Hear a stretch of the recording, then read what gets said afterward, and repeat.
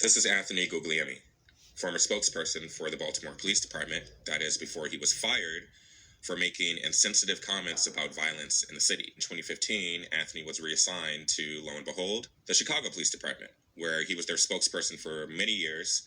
He oversaw communications around tragic events like the killing of Laquan McDonald. He oversaw the communications around when CPD received a consent decree from the federal government, basically telling them that they need to get their act together and there's way too many acts of corruption happening at that department. He also oversaw communications for Jocqui's case. He was responsible for creating and casting a lot of doubt in Jocqui's story within just 48 hours of Jocqui being attacked through his tweets and through his interviews with the media. Also, in the weeks and months that followed Jocqui's attack, helped CPD run a smear campaign to defame Jocqui's name.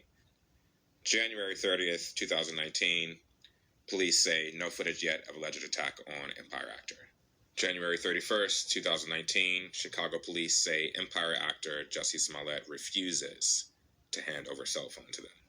Both of those statements were made via tweets by this guy, tweets that are now deleted, of course, but he made them within 48 hours of Jocqui being attacked. CPD was seriously seeding doubt in Jocqui's story already within 48 hours. February 13th, 2019, just 2 days before the infamous GMA Good Morning America Robin Roberts interview, Anthony Guglielmi sends out an email to Superintendent Eddie Johnson and other members of the superintendent office telling them that he had just gotten a readout from the producer for Good Morning America. They must have spoken at lengths. He knew the details of what Jocqui was going to talk about, as this email states.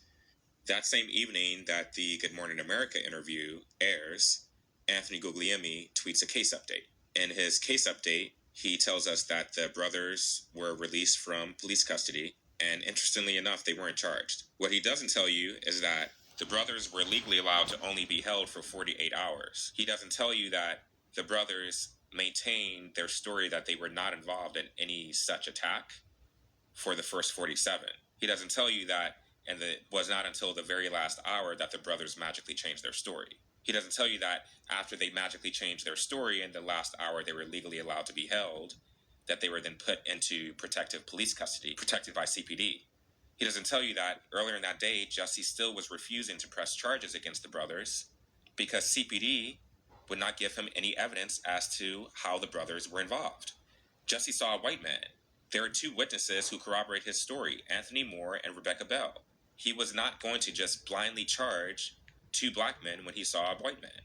He doesn't tell you that as a result of Jocqui not charging these two black men blindly, that one of the CPD detectives actually calls Jocqui's attorney and threatens Jocqui's attorney, saying that if Jocqui doesn't charge the brothers, it's going to look like he's not cooperating.